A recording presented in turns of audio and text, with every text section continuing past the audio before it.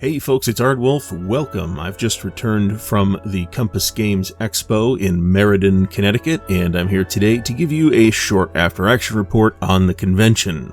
Now, the last Compass Expo was held in 2019, and I was there as well, and I'm happy to report that the hotel this time around, which is a Comfort Inn, while not fancy, is at least priced appropriately, and at least they had coffee. The gaming space was perfectly adequate, and the rooms were adequate as well. These rooms do come equipped with a microwave and refrigerator if you are curious. And the hotel has coffee. Did I mention they had coffee? In addition, there is a Dunkin' Donuts directly across the street and a Nardelli's grinder shop directly next door. Now, Nardelli's is pretty great, actually, but they were closed on Sunday, which was a minor annoyance. Dunkin' Donuts is exactly what you would expect from Dunkin' Donuts. Attendance was very good, according to Bill Thomas, Compass's owner, and we had reason to believe that it was doing quite well because the rooms were quite crowded and noisy at the peak of Saturday. There was one very large gaming hall that had most of the game tables in it, but there was also a hallway area with some game tables, a small breakout room for the couple of seminar-type sessions that they had, and a separate room where Compass Games sold their various wares, where I spent entirely too much money. Thankfully, the nice folks at Compass Games were kind enough to help me ship those back home. There were many games on tables throughout the Compass Expo, probably slightly more than half of which were Compass products, but there were plenty of entries from other companies as well. We saw things from GMT, MMP, Against the Odds, Legion Wargames, even SPI made an appearance, and there were a bunch of others as well. I took as many photos as I reasonably could of what was going on in the game space, but I did not capture everything.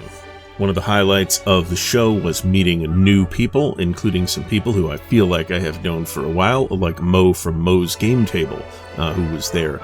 John from Half-Assed Gaming was also there, and I got to have chats with both of them, which was fantastic. I also got to spend time with some viewers. There was a Flea Market table, which I did not manage to get any pictures of because it was quite unphotogenic, and there really wasn't that much stuff, but nevertheless, I did walk away with one product from that Flea Market table as well. Now, the one game that I really got to play was Mike Wilner's upcoming game Prelude to Revolution, about the Russian Revolution and using the system from Mark Poutrey's game Prelude to Rebellion. I had a great time with it, so stay tuned and watch for the upcoming interview that I have with Mike about the game. It has definitely leaped to near the top of my most anticipated games coming out from Compass in the next year or so. Unfortunately, I did not get to be there for the entire event due to real-life scheduling problems, but I did get all day Saturday. I also had a little bit of time with designers Gregory M. Smith and Adam Starkweather, but neither of those turned into actual content for you to enjoy. And of course, the staff from Compass Games was all great, so I would like to thank Bill Thomas, John Kranz,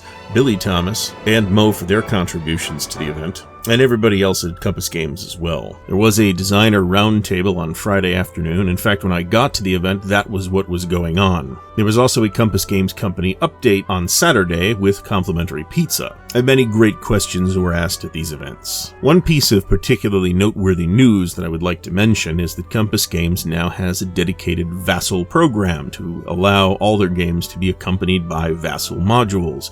This is fantastic news. Historically, this has not been the case. I am very happy to see that this is going to change and that we can look forward to Vassal modules for future Compass releases. I have elsewhere shared my horror stories of experiences with the TSA and air travel on this trip, so I'm not going to bore you with those. I did fly. Airfare was very cheap, but I probably spent just as much time waiting in airports as it would have taken me to drive to Connecticut from Columbus, Ohio. So I am once again reversing my position. Last time I got home, having driven home through a snowstorm, and swore that if I went again I would fly, and this time I'm swearing that if I go again I will drive. So will I go again at the next Compass Expo? Well, they've already assured us that the next event will be held at this very same hotel, which I have no issue with whatsoever. I can't say whether I'll get to go to Compass Expo in 2022, but I would definitely like to be there. I have had a fantastic time at both previous Compass events that I have been to. Please do check out the previous live stream for more details on what went on and the full story about the TSA confiscating my corner rounder and tweezers, and I hope that you'll consider subscribing to the channel. If you'd like to help support Ardwulf's Lair, please do check out the links to the Patreon, the merch store, and the Ko-Fi in the video description.